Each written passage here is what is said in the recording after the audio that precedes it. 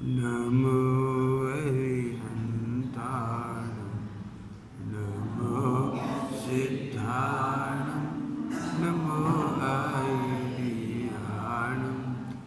नमो वज्रायाणं नमो लोये सबसाहून्।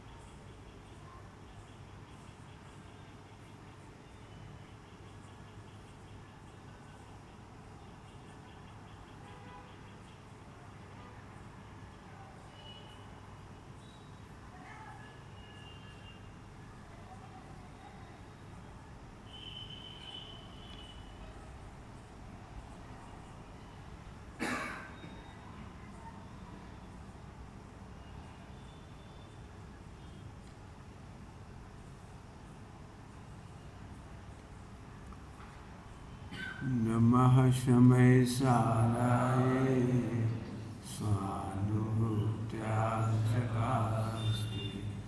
शिष्वावाय भावाय सर्वभावान्तरक्षणे।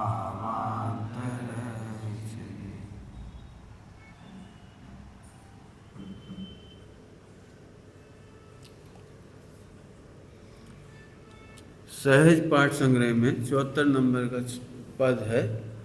पंडित साहब की रचना है, ब्रह्मचारी रविंद्र कुमार जी आत्मन। इसमें नाम तो है इसका दृष्टि का खेल।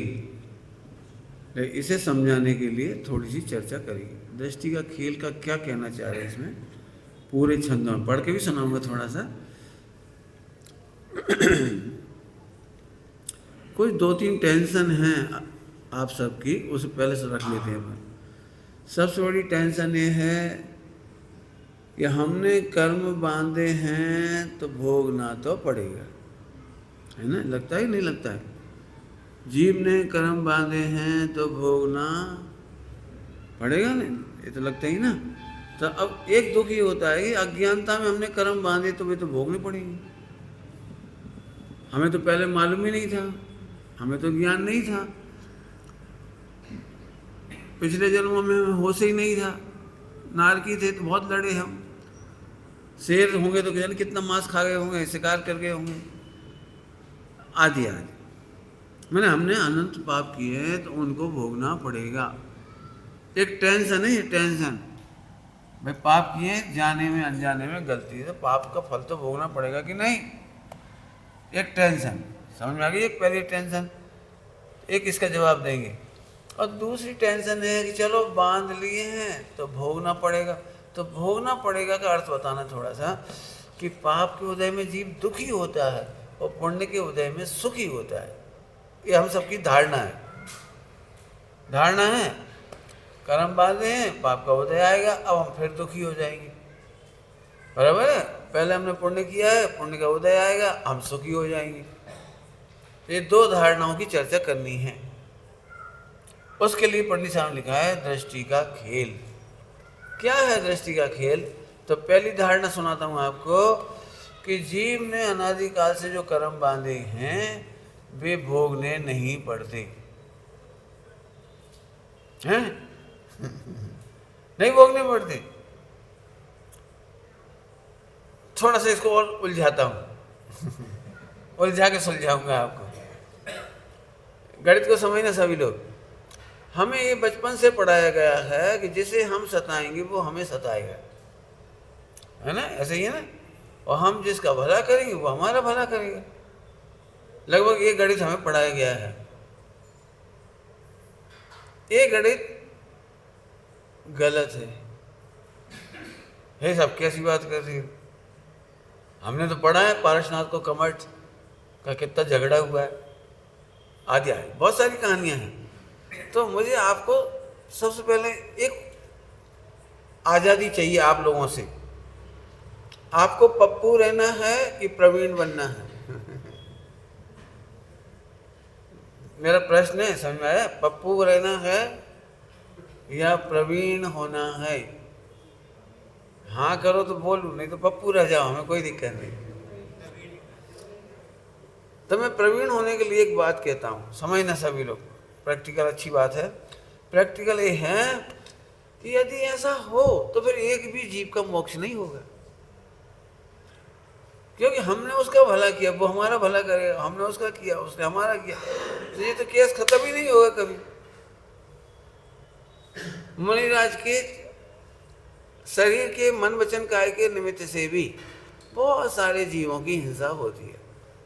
श्वासोच्छ्वास से होती है, मलमूत्र क्षेपण से होती है, प्रतिष्ठापन समिति से होती है, एरिया समिति चलते हैं। कितना देख सकते बोलो, सूक्ष्म जीवों से भरी पड़ी है जमीन।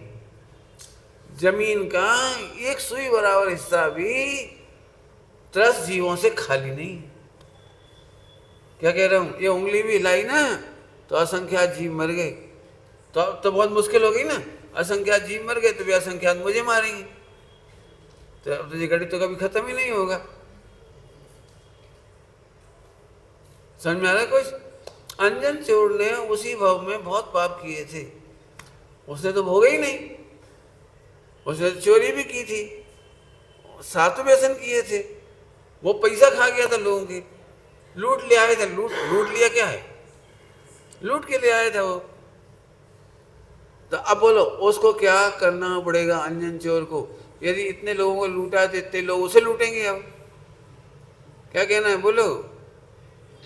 गणित उलझा है ना थोड़ा बहुत।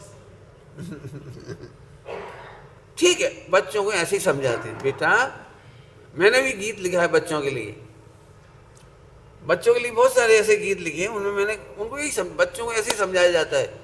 ओ चीटा चीटा ओ किसने पीटा, जब मैं मंदिर जाता था नीचे देख न चलता था, जिन जिन जीवों को भी मारा अब उनने ही पीटा। अब बच्चों को ऐसे ही समझाया जाएगा। वो पूरा गीत है उसमें। बगीचे में गया तो फल फूल तोड़ ले आए, तो वहाँ जिन जीवों को मारा तो उनने मुझको पीटा। ये चीटा मर जाता है नहीं, अभी तुमने देखा नहीं, तुम्हारे पैर के नीचे एक जीव मर गया।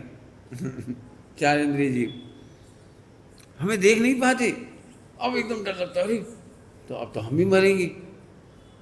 तो पढ़ाने की शैली यही है। आम पब्लिक जो नहीं समझती है उसको ऐसे ही समझाया जाता है। तो पंडित जी अब आपको क्या कहना है, हमने अनादिकाल से कर्म बांधे हैं, उन्हें भुगतना पड़ेगा कि नहीं? यदि ऐसा हो जाए तो फिर किसी का भी मोक्ष नहीं होगा, होगा ही नहीं, वो तो फिर सवाल ही नहीं है। एक गलती दूर की अपन ने। अभी दूसरी गलती देखो, प्राय करके जो स्वाध्याय की गहराइयों को नहीं जानते हैं वे प्राय इस तरह का उपदेश देते हैं।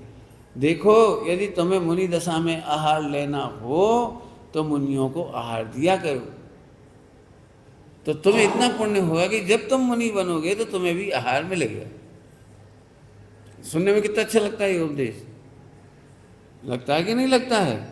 लेकिन इसमें बड़ी प्रॉब्लम्स है, क्योंकि शास्त्रों में ऐसा नहीं लिखा है। शास्त्रों में तो ये लिखा है कि आहार दान के फल में अनाहारी हो जाते हैं, माने अरहंत अवस्था आती है, आहार की जरूरत नहीं पड़ती। थोड़ी देर के लिए अपन मान लो कि सही है बात, मान लो सही है थोड़ी देर के लिए, क्योंकि इस पहले कहते पप्पू को पढ़ाना पड़ता है प्रलोभन से। क्या बोल गए हम? क्या को पढ़ा, कौन को पढ़ाना पड़ता है? पप्पू को प्रलोभन देना पड़ता है। देख 5 रुपये मिलेंगे, पहाड़ा याद कर। वो याद कर लेता, 5 का नोट दो। ऐसे हमने एक प्रलोभन दे दिया, सुनो यदि तुम्हें पैसा चाहिए हो तो भक्तामर का पाठ करो। प्रलोभन में झट कर देगा, 9:09 पर 9 सेकंड पर 9 तारीख को झट कर देगा। क्यों? सीधा गणित दिख रहा है ना, पैसा आएगा, बीमारी दूर होगी, तो आदमी एकदम दौड़ पड़ेगा। किसी ने कहा है करके देखो, अपना क्या जाता है, भक्तामर का भक्तामर पढ़ लेंगे, पुण्य तो लग ही जाएगा। बाई द वे लग गई लॉटरी, पूरे 3 लोक में यदि भक्तामर पढ़ लिया जाए एक समय पे तो सारा विश्व की गरीबी दूर हो जाएगी। अब ये गणित कोई को समझ में आ जाए तो समझ नहीं, मेरे को तो समझ में नहीं आया अभी, मुझे आपत्ति भी नहीं है, क्योंकि पप्पू को पप्पू की भाषा में समझाया जाता है। जो नहीं समझते उनसे यही कहेंगे भक्तामृत पढ़ो फायदा होगा, और फायदा होगा, पक्की बात है। कैसे फायदा होगा वो कल बता दूंगा सुबह। तब तक के लिए सस्पेंस। फायदा तो होगा, भक्तामृत पढ़ने वाले को फायदा तो होगा। कैसे होगा वो कहानी तो अलग है थोड़ी। अभी आप वापस आओ, अभी कल्पना करो मैं किसी को कैंसर की दवाई कराऊंगा तो वो भी अगले जन्म में मुझे कैंसर की दवाई कराएगा। अब बोलो कैसा लग रहा है? अब कौन मूर्ख होगा?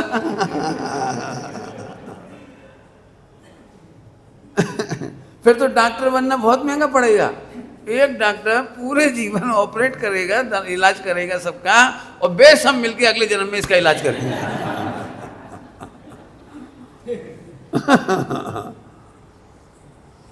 ज्ञान दान का फल अगले जमाने में अभी तो मेरी कितनी बड़ी प्रॉब्लम है, मैं अभी आप सबको प्रवचन सुना रहा हूँ, और पुण्य होते हैं और आप सब मिलके मुझे सुनाओगे। तो अब ये गणित नहीं समझ में आ रहा है ना, तो आहार दान में भी नहीं समझ में आ रहा है, अभय दान में भी नहीं समझ में आएगा। तो फिर क्या लिखा है ग्रंथों में, करणानियों के ग्रंथों में क्या लिखा है वो सुनने लायक है। आहार दान देने वाले को अनंत काल भूख नहीं लगती। स्वभाव के आश्रय से शुद्ध उपयोग होने से अनंत दशा प्रकट होती है, तो अनंत काल आहार की जरूरत नहीं पड़ती। ये बात तो समझ में आ गई, बहुत अच्छी बात है। औषध दान के फल में अनंत काल बीमारी नहीं होगी, आरोग्य होगा। ज्ञान दान के फल में केवल ज्ञान होगा, कोई से पढ़ना नहीं पड़ेगा। स्वयंभू होते हैं तीर्थंकर, महापुरुष स्वयंभू होते हैं, किसी से पढ़ते नहीं। कान्जी स्वामी ने कोई दिगंबरों से पढ़ करके नहीं सीखा था समय सार आदि, वो अपने विचक्षण ज्ञान से लेकर आए थे। वो तो अब पढ़ते से समझ में आ गया उनको, उन्होंने समझाना शुरू कर दिया। उन्होंने न्यायशास्त्र नहीं पढ़ा था, गुरुदेव को सीधा समाचार मिला, न्यायशास्त्र नहीं मिला था उन्हें, और ये नए चक्र नहीं पढ़ा उन्होंने, नए चक्र पढ़ा ही नहीं। और कमाल की बात है कि नए चक्र में गुरुदेव की इतनी सी भूल नहीं निकली। बड़े बड़े विद्वानों ने नए चक्र से मिलान किया तो गुरुदेव के सारे प्रवचन नए चक्र में मेल खा गए, और जबकि नए चक्र पढ़ा ही नहीं उन्होंने निमित्त उपादान का जो चार्ट आज हम पढ़ रहे हैं जितने विस्तार, उन्होंने नहीं पढ़ा, लेकिन निमित्त उपादान उनका एकदम सही निकला। क्रमबद्ध पर्याय पर उन्होंने इतना अनुसंधान नहीं किया, ये सारे अनुसंधान तो डॉक्टर साहब ने करके दिखाया। उन्होंने तो बोलते चले गए। मैंने क्या कमाल की बात है कि ज्ञान दान के फल में पढ़ना नहीं पड़ता, केवल ज्ञान होता है। अभय दान के फल में अनंत काल तक भय उत्पन्न नहीं होता। असली फल तो ये है। अब ये है निपुण होने की बात, और पप्पू होने की बात तो वही है। तो बहुत सरल लगती, लेकिन वो कठिन है। वो जो चीज़ सरल लगती है, अभी मैं एक बात कहता हूँ, कितना सरल लगता है कि भक्तामृत पढ़ने से गरीबी दूर होगी। तो पूरे हिंदुस्तान के सारे डिपार्टमेंट बंद कर देना चाहिए, खेती बाड़ी बंद कर देना चाहिए, और एक ही दिन क्यों पढ़ो, एक ही बार क्यों पढ़ो, एक ही बार क्यों पढ़ो। पूरे देश में केवल भक्तामृत का काम हो जाए तो ना हॉस्पिटल की जरूरत पड़ेगी, ना फैक्ट्री की जरूरत पड़ेगी, ना एग्रीकल्चर की जरूरत पड़ेगी, ना कुछ की जरूरत ही नहीं पड़ेगी। कितना सरल काम हो गया, शॉर्टकट। लेकिन पप्पू के लिए तो यही प्रणाली है कि तुम पढ़ो। एनी हाउ मंदिर आओ, मंदिर में जुड़ो। लोग मंदिर में नहीं आते हैं, लोग पढ़ते नहीं हैं, जुड़ते नहीं हैं, तो एक स्टाइल निकाली जाती है कि तुम जुड़ो। तो इतना अभिप्राय बढ़िया है, उसका गलत नहीं है, लेकिन समझदार होंगे बिना काम होगा नहीं। विश्व में कोई मंत्र नहीं है जिससे कोई इंजीनियर बन जाए, विश्व में ऐसा कोई मंत्र नहीं है जिससे कोई डॉक्टर बन जाए, विश्व में ऐसा कोई मंत्र नहीं है। रुक जाओ, विश्व में नहीं होगा, यहाँ तो है, यहाँ है, यहाँ है। पंडित यह कौन सा मंत्र है? विश्व में ऐसी कोई यूनिवर्सिटी नहीं है कि अंतर मुहूर्त में उसे सीए भी बना दे, डॉक्टर भी बना दे, इंजीनियर भी बना दे, उद्योगपति भी बना दे, विश्व की सारी विद्याओं का ज्ञान करा दे विद इन 48 मिनट। है कहीं कोई है यूनिवर्सिटी? बोलो। तो विश्व में तो नहीं है, लेकिन इधर है, इधर है एक मंत्र, एक है स्वरूप में रमने वाले, अंतर्मूर्त ध्यान लगाते मुनि भगवंत और केवल ज्ञान हो जाता है। बताओ तीन लोग तीन काल का ज्ञान होता है कि नहीं होता है? अब बताओ जैन निपुण होने में काम चलेगा कि पप्पू बने रहने में काम चलेगा? कल सुबह का प्रवचन सुना था आपको, यदि धन वैभव पाना कल्याण है, भोजन का पाना कल्याण है, स्त्री पुत्र आदि को पाना कल्याण है, तो अकल्याण किसका नाम है? कल सुबह बोला था सर्व कल्याण कार्यक्रम, सुबह बोला था सर्व कल्याण कार्यक्रम, तो कल्याण कौन सा है? वो कल्याण इनका कल्याण हुआ कि हमारा कल्याण हुआ? जी बता दे। अरविंद सिद्ध भगवान है ना, इनका कल्याण हुआ कि हमारा कल्याण हुआ? तो जिन्हें तुम कल्याण मानते हो, धन वैभव स्त्री पुत्र मकान दुकान अनुकूलता, वो तो मुनि भगवंतों ने छोड़ी है। यदि कल्याण है तो कल्याण को तो मुनि नाज नहीं छोड़ते। सोचो जरा शांति से। तो सर्व कल्याण कार्य का माने सर्व को सम्यक दर्शन ज्ञान चाहिए देने वाला। तद्वार सूत्र का पहला सूत्र बोलो, यही है ना। तो ये सूत्र ही कल्याण है। तो एक वो मंत्र तो हमारे पास है, बराबर चलूं। अब तो पप्पू बनना है कि निपुण तो स्वाध्याय करनी पड़ेगी। वापस आ जाओ, नहीं समझ आए तो पूछ सकते हैं आप। अब मैं वापस आता हूं। तो जो हमने कर्म बांधे वो नहीं भोगने पड़ती, पापी मल्टीपल करके भोगता है, और धर्मात्मा धर्म करने वाला उसका अनंत भाग करके भोगता है। जल्दी जल्दी बोल गए, समझ में कितना आया? नहीं समझ में आया? फिर से बोलो। नरकगामी जीव, पाप करने वाले जीव, संसार वर्धन करने वाले जीव, पापों में सुख मानने वाले जीव, वो पापों को बढ़ाते चले जाते हैं और उनको मल्टीपल सजा मिलती है। और धर्मात्माओं को गुण श्रेणी निर्जरा होती है। नाम सुना है? गुण श्रेणी निर्जरा। जैसे ही ये लगा कि ये गलत काम छोड़ने लायक है, ये छूट जाए, अरे मैं तो आत्मा हूँ, आत्म कल्याण में लगूंगा, ऐसा सोचते ही 70 कोड़ा कोड़ी अंता कोड़ा कोड़ी हो जाती है। 70 कोड़ा कोड़ी के पाप अंता कोड़ा कोड़ी हो गए। बोलूं कुछ? मटके में एक पत्थर मारा, एक पत्थर कंकर, तो भल भल सारा पानी निकल गया। अब इतना सा पानी रह गया, यहाँ छेद हुआ ना, इतना लेवल का पानी रह गया, वो ऊपर का सारा पानी निकल गया। इतना बड़ा घड़ा था, एक कंकर मारा तो यहाँ कहीं भी लगा, तो वहाँ से ऊपर तक का पूरा लेवल खत्म हो गया पानी का। ऐसे 70 कोड़ा कोड़ी अंता कोड़ा कोड़ी हुई। कब? मैं आत्मा हूँ, मैं देह नहीं हूँ, मुझे पाप नहीं करने, मुझे पापों में नहीं लगना, मुझे आत्म कल्याण करना। इतना निर्णय करते ही 70 कोड़ा कोड़ी अंता कोड़ा कोड़ी हो गया। अब बोलो पूरा पाप कहाँ भोगना पड़ा? इसलिए अंजन चोर को पाप नहीं भोगना पड़ा, जो थोड़ा सा था उसी भाव में कर्म काट के मोक्ष चले गए। समझ में आ रही बात कुछ? आप स्वच्छंदता ग्रहण नहीं करो, इसके लिए पप्पू कहा जाता है, बनाया जाता है। अभी मैं कह दूंगा ना तो हो सकता है आप पाप करो, इसलिए मैं नहीं कहता हूं। आप कहो तो कह देता हूं, आप पाप नहीं करेंगे इस प्रॉमिस पे।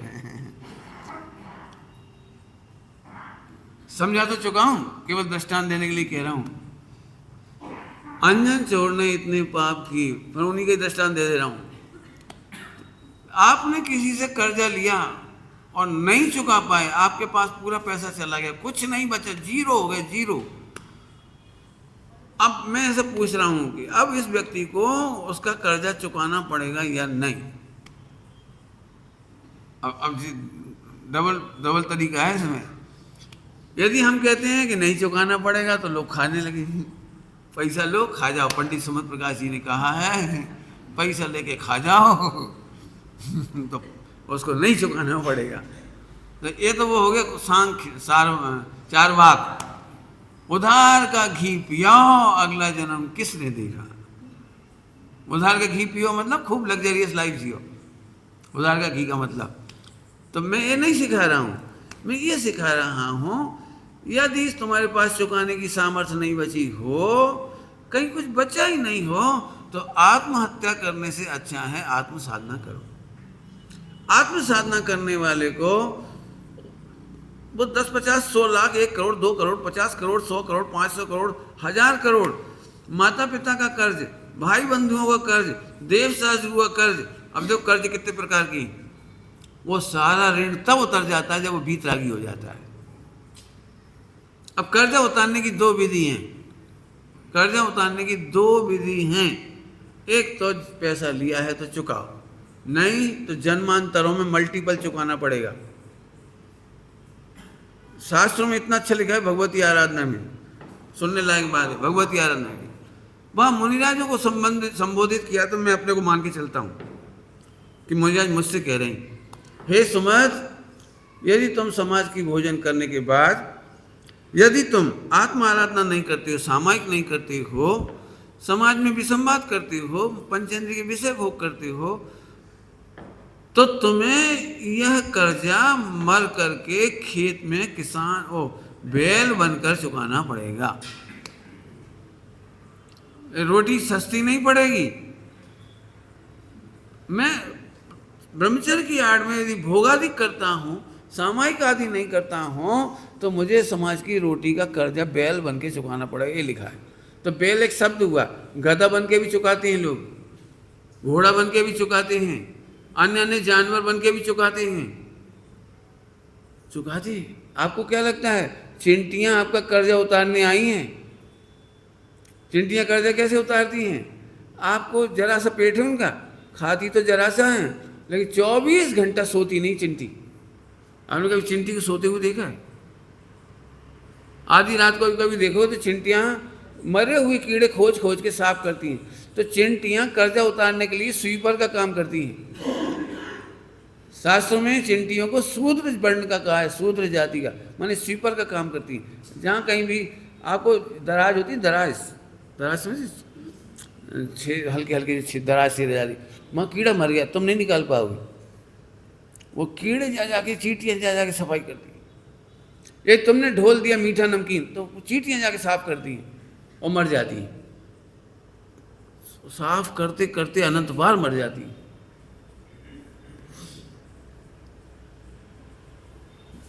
पढ़ना, अष्टपावड़ में लिखा है।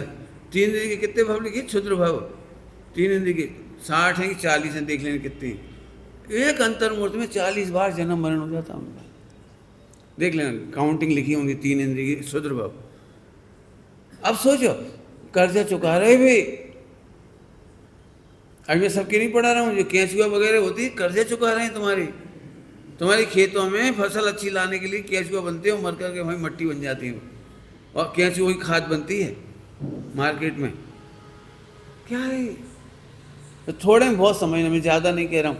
तब पैसा खाने की नियत वाले को तो मल्टीपल चुकाना पड़ता है, लेकिन उस समय भी यदि कोई साधन नहीं दिखाई दे रहा है, वो आत्म आराधना करता है, तो अनंत सिद्ध बनते ही देव का, सास का, गुरु का, संस्कृति का, माता पिता का, भाई बंधुओं का, सब कर्जदारों का पूरा कर्जा एक साथ उतार लेता है।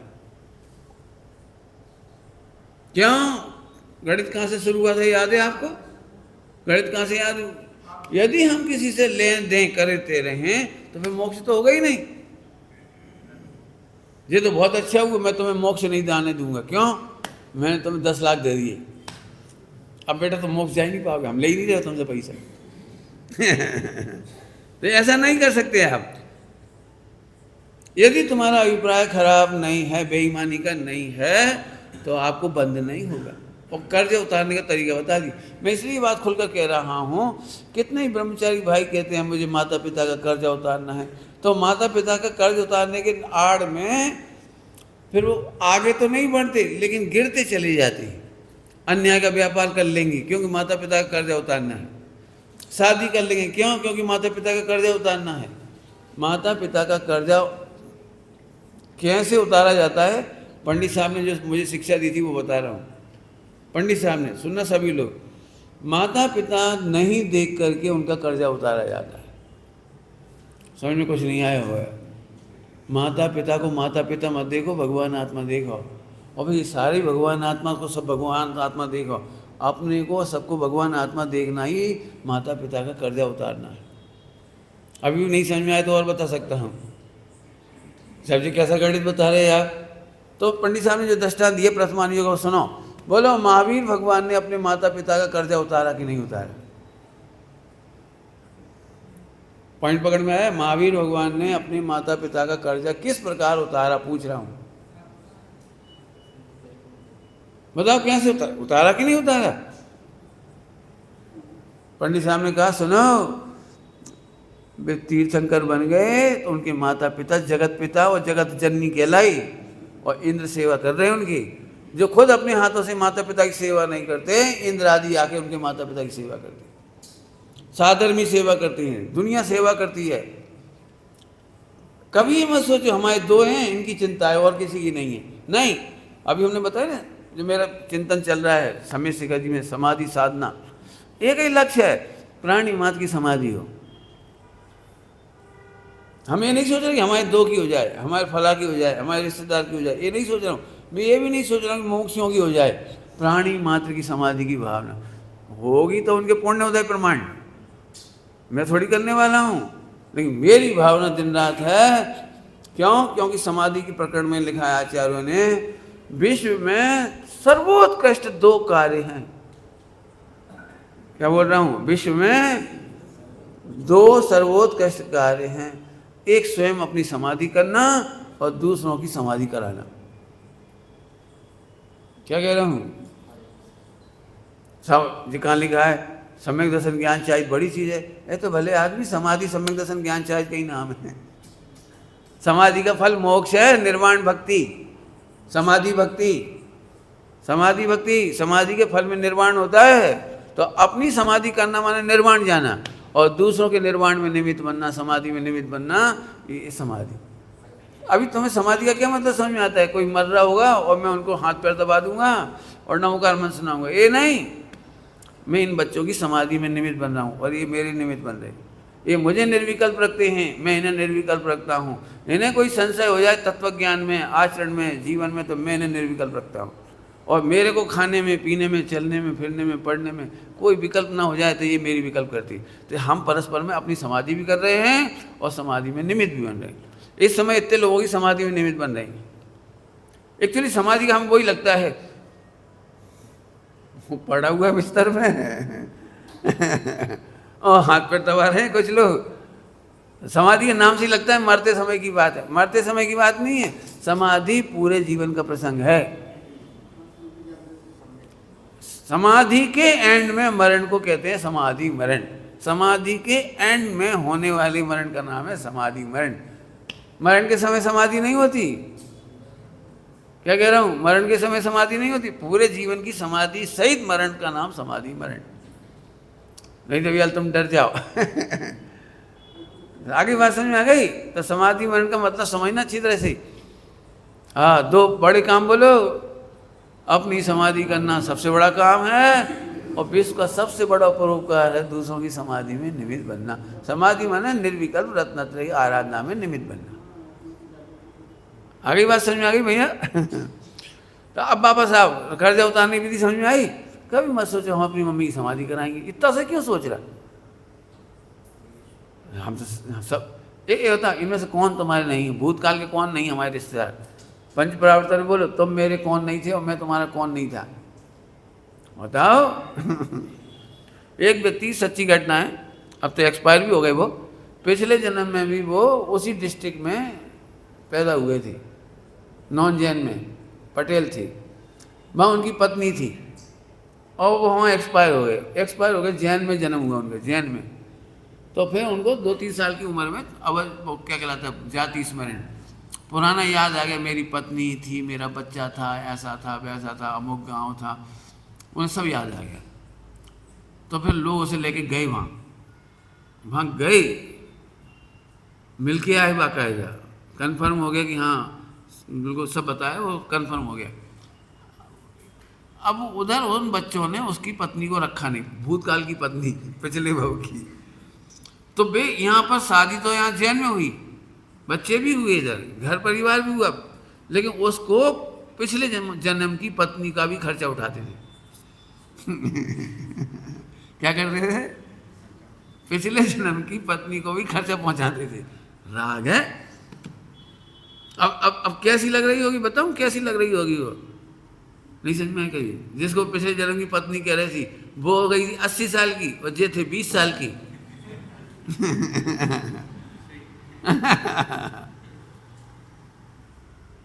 अब क्या है ना, क्या करो। तो मैं पूछ रहा हूँ पिछले जन्म में कौन किसका कौन नहीं था। इसलिए कभी ये मत सोचो ये मेरे हैं ये पराए हैं, सबको भगवान आत्मा देखो। ये सब कर्जा उतारने की विधि बता रहा हूँ, कर्जा उतारने की। संक्षेप भाषा में कहो, जैन शासन की सेवा ही विश्व का कर्जा उतारने की सबसे सरल विधि है। मैं इसलिए कह रहा हूँ खास तौर से, कई बार हो सकता है आपको लगा कि हम सासू की सेवा नहीं कर पाए, हमारे ऊपर बड़ा ऋण है, हम माता की सेवा नहीं कर पाए अज्ञानता में, पिताजी की सेवा नहीं कर पाए, हमें बड़ा तकलीफ है इस बात की। तो तकलीफ मत मानो, आत्म कल्याण में लग जाओ तो विश्व में सबसे बड़ी सेवा हो जाएगी। तो एक प्रश्न का जवाब तो मैंने दे दिया। कौन सा प्रश्न का जवाब? कि जो कर्म हमने बांधे वे भोगने ही पड़ते हैं, ये कंपलसरी नहीं है। लेकिन उल्टा नहीं करना, नियत खराब तो मल्टीपल चुकाना पड़ता है, जरा से भोजन का भी कर्जा चुकाना पड़ेगा। और यदि आप आत्म कल्याण में ईमानदारी से लग जाते हैं तो बिल्कुल मत डरो, तो हमने 3 लोग का सारा कर्जा उतार दिया। एक पॉइंट पूरा हुआ। अब दूसरा पॉइंट, सारे विश्व में एक भ्रांति है। कौन सी? कि पाप के उदय को भोगते समय जीव दुखी होता है और पुण्य के उदय को भोगते समय जीव सुखी होता है। ये बहुत बड़ी भ्रमणा है, भ्रमणा, भ्रांति, मिथ्यात्व। मिथ्यात्व कह रहा हूं, मिथ्यात्व। नींद तो नहीं आ रही? आज थके लग रहे कुछ आप लोग, क्या बात है? गर्मी ज़्यादा है? नींद आ रही है? छोड़ूं? ऐसा क्यों लग रहा है कि आप सब थक गए? तो चलो मैं वापस आता हूँ। है? नहीं, अंधेरा तो ऐसा नहीं, मेरे को दिख रहा है। तो एक प्रश्न का जवाब दिया, विचार कर। अब दूसरा प्रश्न, ये बिल्कुल भ्रांति है। हमें क्या लगता है, इसीलिए पुण्य करो, पुण्य करो, पुण्य करो, क्योंकि अपने को सुखी होना हो तो पुण्य करो, क्योंकि पुण्य के उदय में सुखी होती है। तो ये सबसे बड़ी भ्रमणा है, सबसे बड़ा मिथ्यात्व है। पुण्य करने से सुखी नहीं होते हैं, दुखी होती है। ये भी मैं नहीं कह रहा हूँ, और मैं ये भी नहीं कह रहा हूँ पाप करो, पाप करो, पाप करो। ये मुझे नहीं सिखाना है, ये तो पप्पू की स्टाइल है। पाप करोगे तो दुखी होगे और पुण्य करोगे तो सुखी होगे। तो पप्पू वाली बात तो करेक्ट है। पप्पू माने जो स्वाध्याय नहीं करती। पप्पू मतलब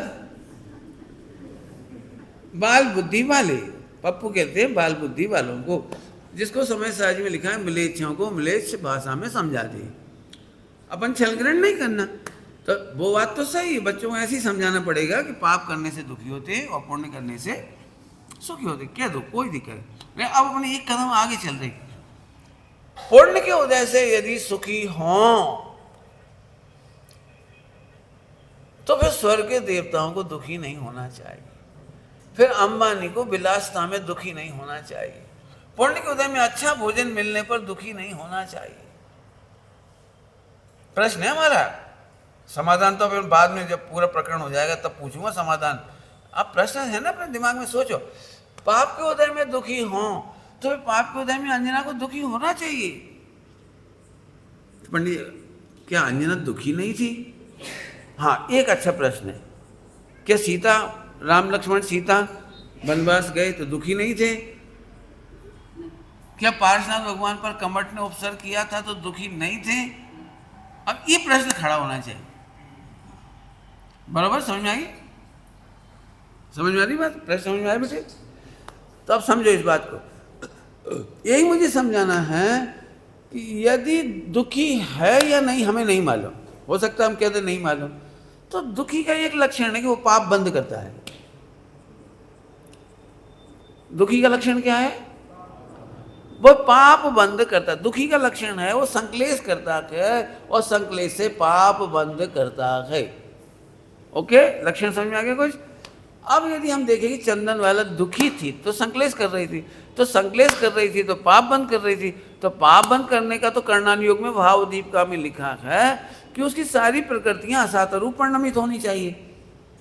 उसके तो शुभ भाव भी, पुण्य भाव भी, पुण्य कर्म भी अशुभ में कन्वर्ट हो जाएंगे। तो फिर उसके अतिशय कैसे हुआ? आहारदान कैसे हुआ? उसकी हथकड़ी टूट कैसे गई? वो स्वस्थ कैसे हो गई? उसके बाल आदि कैसे आ गई? बराबर। एक प्रश्न समझ आया कि नहीं आया? यदि सीता संश्लेषित होती, संश्लेषित, तो अतिशय नहीं हो सकता था, अग्नि का नीर नहीं हो सकता था। अग्नि परीक्षा के समय में हे भगवान, हे भैया, देवता, ऐसे तो नहीं कर रही थी वो, बेधड़क कूद गई आग में। अपन डरेंगे आग के नाम पे, वो डरी नहीं। यदि कलंकित हो गए जीने से तो अच्छा है ये देह छूट जाए, छूट जाए, कूद जाएंगे, देंगे हम परीक्षा। अतिशय क्यों हुआ बताओ? दुखी यदि हो पाप के उदय में तो चमत्कार नहीं हो सकता, पार्श्वनाथ को केवल ज्ञान नहीं हो सकता, जितने मुनीश्वरों को उपसर्ग हुए हैं उन्हें केवल ज्ञान नहीं हो सकता। दुखी होने से तो केवल ज्ञान, इसका मतलब पाप के उदय से दुखी होने का कोई कनेक्शन नहीं। ओके, समझ में आया कि नहीं? आवाज नहीं आई? नहीं आई तो फिर समझाऊं, बोलो। तो एक फॉर्म भर सकते हो आज, हे प्रभु मेरे आज से पाप का उदय आओ, मैं नहीं डरूंगा। भरना पड़ेंगे साइन, बोलो बोलो। कोई हानि कर रहा बड़ी मुसीबत फंस गए। मैं कह तो रहा हूँ पाप के उदय में मैं एक ट्रिक बताने वाला हूँ, ट्रिक। जब तक ये जिज्ञासा नहीं होती ना तो हमें भी आंख बंद करके लगता है पुण्य है लेकिन करना पड़ेगा, पुण्य है, यदि सुखी होना है तो करना पड़ेगा। है तो पुण्य है, सोनगढ़ वाले यही कहते पुण्य है, और समय सार में भी लिखा है एक अपेक्षा से निश्चय नय से है, लेकिन करना तो पड़ेगा। और इसलिए हम सब भी मोक्षु कहलाने पर भी, स्वाध्याय करने पर भी पुण्य होता हुआ देख के खुश होते हैं, पुण्य बांधने की इच्छा भी रखते हैं और पुण्य के उदय में भी खुश होते हैं। अब मैं देखो मोक्षों को भी लपेटा इसमें ऐसा नहीं कि छोड़ रहा हूँ, तो आप फिर अच्छे समझो कि पुण्य के उदय में सुख का कोई रिलेशन नहीं और पाप के उदय में दुख का कोई रिलेशन नहीं। पाप का उदय तो समझाई थी आपको, अभी पुण्य के उदय में चक्रवर्ती के भोग थे और सातवें नरक क्यों चला गया? स्वर्ग में घनघोर पुण्य का उदय है, इससे ज्यादा पुण्य का उदय कहीं नहीं है। स्वर्ग से ज्यादा पुण्य का उदय कहीं नहीं है चार गति में।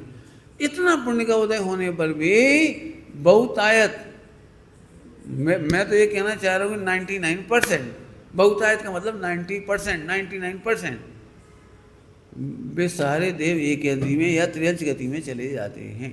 देव मर के देव में नहीं जाता, एक गति बन, माने एक भी देव में इतनी दम नहीं है, एक भी देव में कि रिपीट करके देव में चला जाए। मनुष्य में है ये ताकत, मनुष्य मर करके 5 जगह जा सकता है। क्या कह रही? मनुष्य मर के 5 जगह जा सकता है, इतनी ताकत किसी गति में नहीं है। देवों के पास केवल 2 गति है, नरक जा नहीं सकते और स्वर्ग में जा नहीं सकते। अब मर के ढोर में जाए या मनुष्य में जाए, तो अभी आपको गणित बताता हूँ। गणित, मनुष्यों में संख्या है 29 अंक प्रमाण, तो बहुत काउंटेबल है 29 अंक, और देव हैं असंख्यात। देवों की संख्या कितनी है? असंख्यात। अभी मनुष्य गति में 4 गति से कनेक्शन है, इनवर्ड, इनकमिंग, 4 गति से इनकमिंग है। नरक से भी मनुष्य में आते हैं, देवों से भी आते हैं, मनुष्य से भी आते हैं और त्रियंच में से भी आती हैं। और जहाँ जहाँ सम्यक दृष्टि है वे सब गारंटी से यहीं आती हैं। तो गारंटी से चारों गति की सम्यक दृष्टि मनुष्य में आएगी। अब 29 अंक प्रमाण में बचे कितनी? गणित कितना खतरनाक है, कैलकुलेशन लगाओगे तो। इतना पुण्य का उदय होने पर भी वे दुखी हैं और दुखी होने से संक्लेश करते हैं और संक्लेश करके वे त्रियंच गति में चले जाते हैं। ऋगोद में जाए, ऋगोद नहीं माने त्रियंच में जाते हैं ना, स्थावर में चले जाते। तहते चैथा वरतन धरे यो परिवर्तन पूरे करे, तो वहाँ से स्वर्ग से चले गए ना वहाँ। अब ये गणित कितना खतरनाक हो गया। समझ में आई बात? नहीं समझ में आए तो बिल्कुल पूछना, मैं आपको। पाप के उदय से दुखी होने का संबंध नहीं। मैं तो उल्टा देख रहा हूं, सुनोगे? सुनोगे? पाप के उदय में सबसे ज्यादा पुण्य बांधता है। विश्व का हर प्राणी पाप के उदय में भगवान को याद करता है।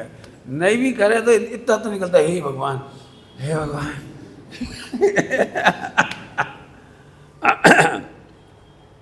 निकलता ही हो, क्या करे। मन 100% नार की, 100% कह रहा हूं, 100% नार की महापुण्य बांधते हैं। महापुण्य कह रहा हूं, महापुण्य। इतना पुण्य देव नहीं बांध पाते। कुछ कहा मैंने, क्या कह रहा हूं, कुछ इतना पुण्य सारे देवता 100% नहीं बांध सकते। मंदिरों में जाके, अकृत्रिम जिनालयों में जाकर के भी नहीं बांध पाते। और ये सातों नरक के नार की 100% जीव राशि इतना पुण्य बांधती है, सातों नरक। अचंबा लग रहा है ना आपको। बे सम्यक दर्शन की पात्रता लेकर संगी पंचेंद्री होती, असंगी पंचेंद्री तक नहीं होती। एक इंद्रिय नहीं होते, दो इंद्रिय नहीं होते, तीन इंद्रिय नहीं होते, चार इंद्रिय नहीं होते, असंगी पंचेंद्रिय नहीं होते, और सम्मूर्छन नहीं होते, अंडज नहीं होते। कौन कौन से? संगी पंचेंद्रिय होते हैं। अंडज में भी संगी पंचेंद्रिय होता, देख लेना, है ना। इसलिए उनको कहने का मतलब है, अब कल्पना तो करो, पाप के उदय में पुण्य बांधने के अवसर हैं, पुण्य के उदय में पाप बांधने के अवसर हैं। अब मनुष्य गति में आ जाए अपन, मनुष्य गति में आपको क्या लगता है, जिनके पाप का उदय होता है उन्हें भगवान ज़्यादा याद आते हैं। पाप के उदय फंस जाते तो ऐसा लगता है, भगवान इस बार निकल जाए, किसी तरह एक बार फंसने निकल जाए, प्रभु एक बार निकल जाए, अब हम कल्याण करेंगे, निकल जाए भगवान, कैसे निकल जाए। तो कल्याण की भावना बहता है। और पुण्य का उदय वाला 1 करोड़ के 2 करोड़, 2 करोड़ के 5 करोड़, 5 करोड़ के 25 करोड़, 25 करोड़ के 100 करोड़, 100 करोड़ के 500 करोड़, 500 अब 5000, और अभी अंबानी को पीछे छोड़ना है। उसके 95,000 करोड़, लाख करोड़, कितने 95,000 लाख करोड़। दौड़े जा बेटा, दौड़े जा। आपको क्या लगता है, पुण्य के उदय में गर्राता है, पुण्य के उदय में उल्टा सीधा खाने लगता है, पुण्य के उदय में देवशास्त्र गुरु को कुछ नहीं गिनता है, पुण्य के उदय में धर्मात्माओं को भिखारी समझता है, मुनियों को बेचारा कहता है। पुण्य के उदय में क्या क्या नहीं होता, जाके देखो जरा पुण्य का उदय तो ऐसा लगता है। गुजराती की याद है मुझे, हिंदी की तो नहीं मालूम। गुजराती की सुनाऊं? हूँ पोड़ो शहरी साकरी, माने मैं चौड़ा हूँ और गली सकरी है। ऐसा अहंकार हो जाता है। आप जाके देखो, पुण्य के उदय वाले ज्यादा परेशान।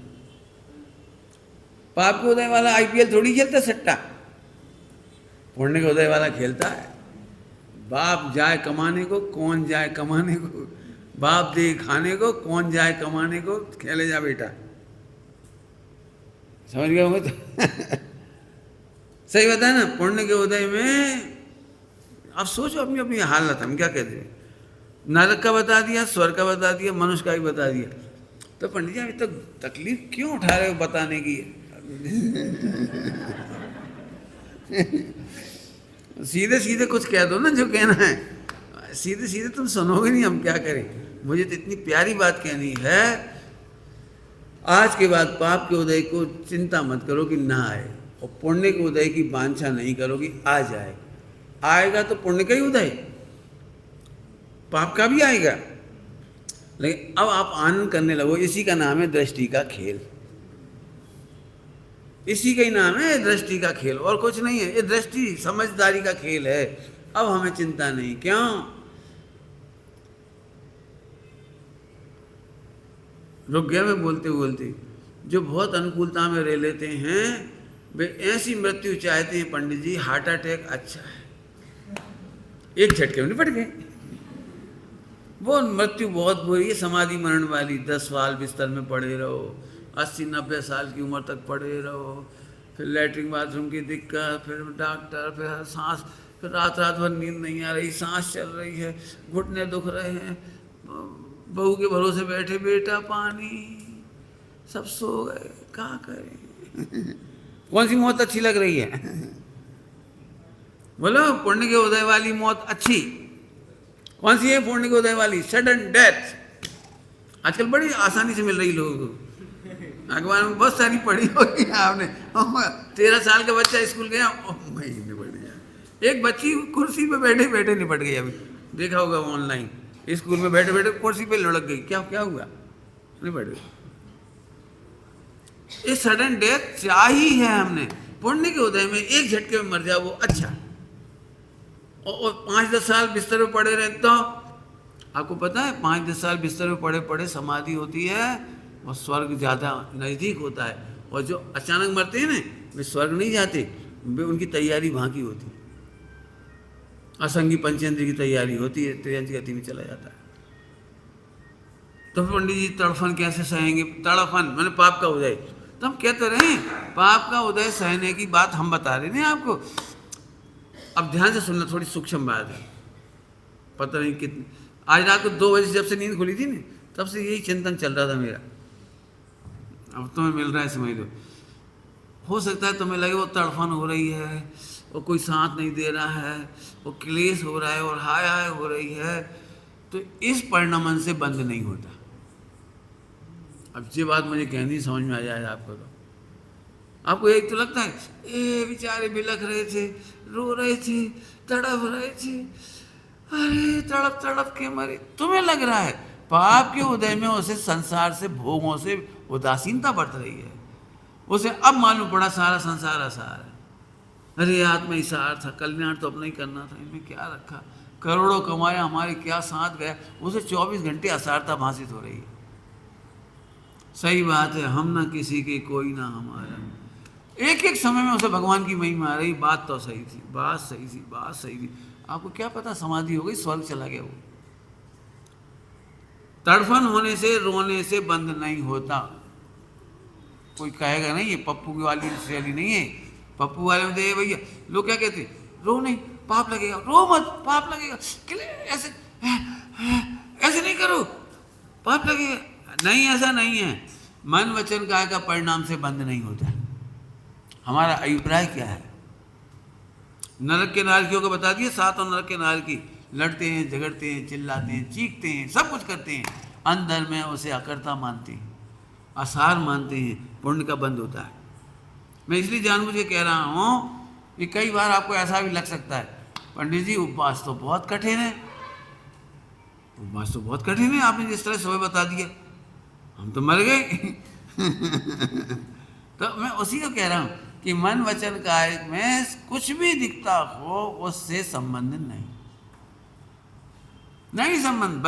बंध का संबंध एक है आपको अनंतानुबंधी मिथ्यात्व अवृत्ति प्रमाद कसाय योग, ये बंध के हेतु है। पॉइंट पकड़ में आ गया कुछ? हम क्या करते हैं, सर मन वचन काया को देखते हैं। मान चलो अभी मेरे को तकलीफ हो जाए तो अभी प्रवचन में तो मैं खूब कह रहा हूँ मैं भगवान आत्मा हूँ, देह से भिन्न हूँ और रोग मुझे छूता नहीं, कर्म मुझे छूते नहीं, हा अवध स्पष्ट भगवान आत्मा। अभी मैं प्रवचन कर रहा हूँ और अभी दर्द हो जाए तो मैं रोने लगूँ, अरे मर गए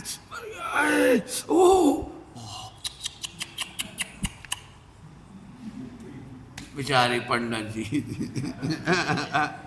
अरे तो मन वचन काया का परिणाम तो कर्म के उदय सापेक्ष है। आत्मा तो उस उदय के काल में भी त्रिकाली ध्रुव है, उस काल में भी ज्ञायक है, उस काल में भी आत्मा है। दृष्टांत लाओ प्रथमान योग का। रामचंद्र जी सीता के विरह में फूट फूट के रो रहे थे, बेहोश हो गए थे। ऐसा तो मिथ्या दृष्टि पति भी बेहोश नहीं होता। नहीं क्या कह रहे हैं? आज की मिथ्या दृष्टि को देखा है आपने? फूट फूट के रोते हुए, बेहोश होते हुए। एक बार पत्नी बेहोश हो जाए भले ही, लेकिन मैंने नहीं देखा ज्यादा, इसलिए कह रहा। रामचंद्र जी लक्ष्मण के विरह में रो रहे हैं, 6 महीने डेड बॉडी लेके घूम रहे हैं। 6 महीने क्या क्या है? एक कर्म के उदय से बंद नहीं होता। कर्म के उदय में मन वचन काया में कुछ भी हो जाए बंद नहीं होता। अब पप्पू शैली में तो ऐसे ही समझाना पड़ेगा बंद इससे होता है। असली बात है कि नहीं होता।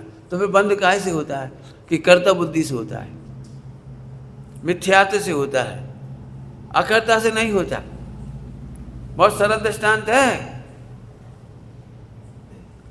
बोलो भाई, रावण का रोल करने वाले को, रोल समझ गए, रोल, वो हर साल सीता का हरण करता है, तो वो सीता का हरण करने का विचार करता है, अब मुझे सीता का हरण करना है, चल ऐसे ले जाता है।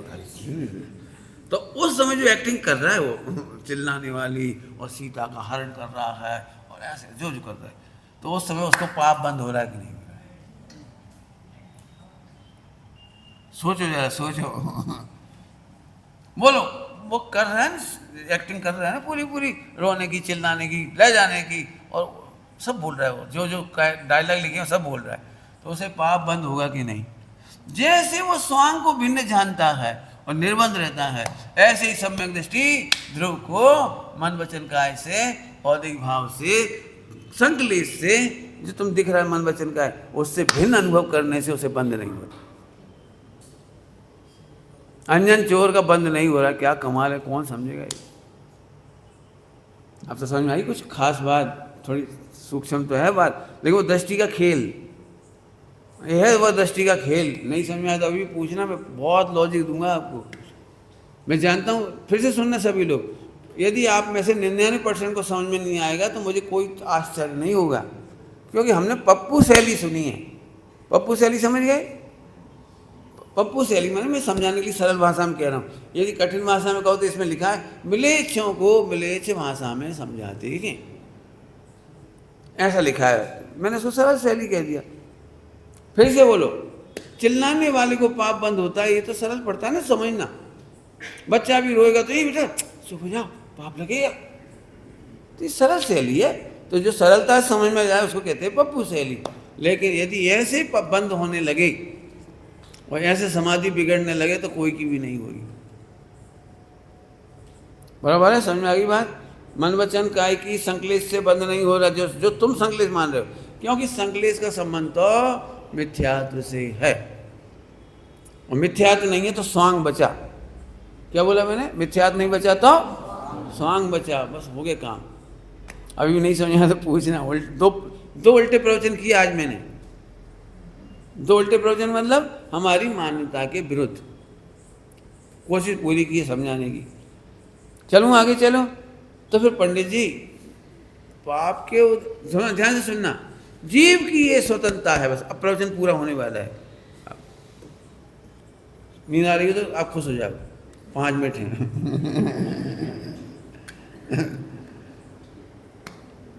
अब क्या करूँगा, शाम के टाइम एक ही समय तो मुझे मिलता है आपको सही, मैंने अच्छी गहराई से कोई विषय बताने के, और ज़िंदगी भर की ट्रिक दे रहा हूँ, ज़िंदगी भर की।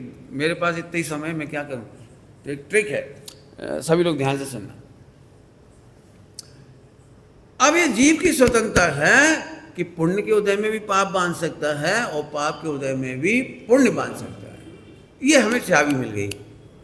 अब हमें ये डर नहीं, पाप का उदय आएगा तो मैं पाप में लग जाऊंगा और पुण्य का उदय आएगा तो मैं पुण्य में लग जाऊंगा। लगभग पूरे जैन समाज का ये मिथ्या मानता है। पंडित जी, धर्म तो हम भी करना चाहते हैं, लेकिन पाप के उदय में धर्म कैसे करें आप बताओ। आज हम पे करोड़ रुपए का पुण्य का उदय होता तो 10 लाख हम भी मंदिर में दे देते, 1 करोड़ हमारा, 10% भगवान का। वाह, क्या बढ़िया, क्या बढ़िया। नहीं, ऐसी सोच वाले नहीं। अपना पुण्य का उदय तो अपन भी दान दे देते, आहार दान दे देते। अपना पुण्य का उदय होता अपन भी माला पे ले। अभी करोड़पति लोग हैं, इन पे तो अनाप शनाप पैसा है, ये तो नहीं जाए कमाने तो इन्हें ब्याज भी इतना आ जाएगा। इनकी तो जमीन जायदाद है, शेयर मार्केट है, ये तो मंदिर भी बना सकते हैं, मूर्ति भी। इनको सारो धर्म है, अपन पुण्य का उदय होता। तो जितनी देर तुम पुण्य के उदय को रो रहे हो उतनी देर में धर्म हो जाएगा। जी कह रही कोई अंतर समझ में आए? पुण्य के उदय को रो मत और याद मत करो, चाहो मत। उतनी देर में क्या करो? पुण्यवंतों से जेलेसी मत करो, धर्मात्माओं से जेलेसी मत करो। ये धर्मात्मा थे इसलिए पुण्य का उदय आया, पुण्य के उदय से धर्मात्मा नहीं हुए। कुछ कह गए हम? पुण्य के उदय से धर्मात्मा नहीं हुए, धर्मात्माओं के पुण्य का उदय आया। तो अब तुम धर्म करो तो तुम्हारा पुण्य का उदय आ जाएगा। पुण्य के उदय से धर्म करने की गारंटी नहीं है। पुण्य के उदय वाले दारू पीते हैं, पुण्य के उदय वालों को पिक्चर ये रहती है, वो मुझे हांगकांग जाना है, जर्मनी जाना है, एक बार यूके जाना है, एक बार, और ढोर कहीं नहीं जाते। नहीं, कहीं जाते तो हैं, चले जाते होंगे 2-4 जगह, लेकिन मैं आपको एक बात बताऊँ, तो मैं इसको बुरा नहीं मानो तो पूछ लेता हूँ, आप में से कोई अमेरिका गया अभी तक? कोई नहीं गए? कोई तो गया वही कहा, अमेरिका नहीं, चलो जापान गए, वहाँ भी नहीं गए, हांगकांग, सिंगापुर, दुबई, अच्छा चलो बम्बई तो गए हो। अब लोगों को क्या लगता है हम बम्बई गए, लेकिन बम्बई में मुश्किल से 2-5 एड्रेस पे गए हुए, और यदि थोड़ा पैसा खर्च करा होगा तो वहाँ चले जाओगे, वो इंडिया गेट क्या होता है वो कुछ, और फला और ये और वो, समुद्री किनारा, 2-4 सेल्फी ली, छुट्टी। आप में से एक भी आदमी ने पूरा अकोला नहीं घूमा हुआ अभी, हर गली हर मोहल्ला घूमा है, कितने लोगों ने घूमा है यहाँ? आप कहते हैं हम अकोला में रहे, अरे अकोला की 4-6 गलियों का परिचय ज़्यादा है तुम्हें। आदमी का नक्शा बनाऊं, आदमी घर में आके सोता, ये घर रहा, ये दुकान रही, ये मंदिर रहा, इधर से इधर, इधर से इधर, इधर से इधर, इधर से इधर, इधर से इधर, इधर से इधर, रोटी खा ले, जैसे दुकान है अपनी, तो दुकान से घर गई, घर से दुकान आ गई, शाम हो गई मंदिर गई, मंदिर से घर आ गए, फिर सुबह उठे मंदिर गए, फिर खाई रोटी, फिर दुकान चली गई। तो त्रिकोण बनता है प्राय करके, ट्रिग्नोमेट्री। कभी कभार थोड़ी सी एक आध लाइन चली जाती है, बम्बई, नांदेड़, भोपाल, बड़नगर, जबलपुर, तो एक आध लाइन बनती है। मैक्सिमम लाइन तो ऐसी बनती है जैसे कक्षा 1 में बच्चा छोटा आ लिखे जा बेटा, तो नक्शा तो वो बनता है आपका। लेकिन हम कहते हैं हम अकोला की पूरी गलियों के नाम नहीं मालूम, बम्बई दिल्ली के कुछ नहीं मालूम। ऐसे लोग अमेरिका जाते हैं पैसा खर्च करके, और बड़ी पैसा लगता है, 2-5 जगह जाके सेल्फी खींच के वापस आ जाती। हम यूके घूम आए, कहाँ घूम आए यूके? ये एक गली में ढंग से नहीं घूमी तुमने, एक नगर पूरा नहीं ढूंढा तो घूमा तुमने। चलूं, छोड़ता हूं इस विषय को, वापस आओ। आप पाप के उदय में भी अपने को भिन्न आत्मा अनुभव करोगे तो अनंत गुना पुण्य बांधोगे। पाप के उदय में असहता की थोड़ी तकलीफ लगती है आपको, बाकी और कोई तकलीफ नहीं। बीमारी होने पर थोड़ी तकलीफ लगती है, लेकिन उस समय आप तकलीफ को स्वांग समझो, कर्म के उदय कर चीज समझो, अपने को आत्मा समझो, आपको कोई नुकसान नहीं, पुण्य बंधेगा। पुण्य की प्रतीक्षा करना नहीं, उसकी मनाही कर दी। और पाप आ जाए तो डरना नहीं। पाप उदय से डरने वाले को मल्टीपल पाप का उदय आता है। क्या बोल गए? करणानी योग नहीं समझ में आया कुछ? देखो बहुत सरल सा समझाता हूँ, बहुत सरल दृष्टांत देके। पाप के उदय से डरने वाले को, लिख लो, पाप के उदय से डरने वाले को मल्टीपल पाप का उदय आता है। कुत्ते से डरने वाले को कुत्ता और डराता है। आप बंदर के सामने डरो, फिर बंदर देखो क्या करता है। आप अपने हाथ में कोई भी चीज, फल वगैरह हो, ऐसे चले जाओ सीधे, धन क्या, बंदर की हिम्मत नहीं। आपने देखा है जहां बंदर बहुत होते हैं, बनारस में, हस्तिनापुर में, वहीं फलों की दुकान लगी है और बंदर नहीं आते। नहीं समझ में आई कैसी? देखा है नहीं देखा है? खुले में फल रखे हैं और बंदर नहीं आते उनके पास। और तुम केला लेके जा रहे थे, लपक गए तुम्हारे, तुम ठेला लेके डरे और बंदरों ने दौड़ाया तुम्हें। बंदरों से डरा मत, भागे और बंदर लपके। तुम उनके सामने मुट्ठी बंद करके जाओ, उन्हें कहीं हम चना है, उनको तो चने दिख रहे, उन्हें क्या पता। तो उन्हें तुम ऐसे कुछ करके जाओ, तुम्हें देख के जाओ, तुम बिल्कुल डराएंगे। कभी भी देख लेना, नहीं तो तुम्हारी छत पे कभी यहाँ तो होते नहीं थोड़े देख जाए और देख के ऐसे करो, फिर देखो क्या होता है। तो ऐसे ही पाप के उदय से डरने वाले को मल्टीपल पाप आता है। पुलिस वाला तुम्हें देख रहे और तुम उसे देख रहे डर, भगवान का हमारी कैसी गलती नहीं, अब फंसा लेगा। ये तुम डरे काहे को? जब तुम्हारी गलती नहीं थी तो तुम डरे क्यों? चल बैठो उस पर। अब सुन लो बेटा सब लोग, कहूँ जिंदगी में पुलिस वाले पकड़ ले तो चढ़ बैठो वहाँ पे, हट, तेरे में दम हो तो कर FIR। जाओ जाओ सेठ जी जाओ, वो डर जाएगा, जरूर इनके ऊपर तक संबंध है। एक डायरी निकालो, आपकी वर्दी नंबर, अच्छा अब ठीक, अब बनाओ FIR। इतना कर दो बुझाओ। ये बिल्कुल समझ लेना, वर्दी वालों से डरना कभी नहीं, डरे और फंसे। मेरा मतलब है पाप के उदय में आने दो ना, पाप मल्टीपल आएगा। मैं फिर गारंटी से कह रहा हूँ मल्टीपल आएगा। नहीं डरने वाले को मल्टीपल पाप का उदय नहीं आता। तो अपने को पाप के उदय में नहीं डरने का फायदा मिल गया आज, और पुण्य की प्रतीक्षा करने वाले का पुण्य घटता है। मत चाहिए हमें, किसी के पुण्य से जेलसी नहीं करेंगे और किसी के पाप के उदय में घृणा नहीं करेंगे। अब आपको भगवान बनने से कोई नहीं रोक सकता। अब हमने सब कह दिया। आप अंतिम डायलॉग बोलोगे फिर से? बोलो भाई। पुण्य के उदय में किसी जेलसी नहीं। अभी जेलसी में टाइम चला जाता है। जिठानी को सब चाहते हैं, उसको ही सोना दे दिया, उसको ही कपड़े दे दिए, आगे की दुकान भी उनको ही दे दी, ऊपर वाला मकान भी उनको ही दे दिया। रोत रहा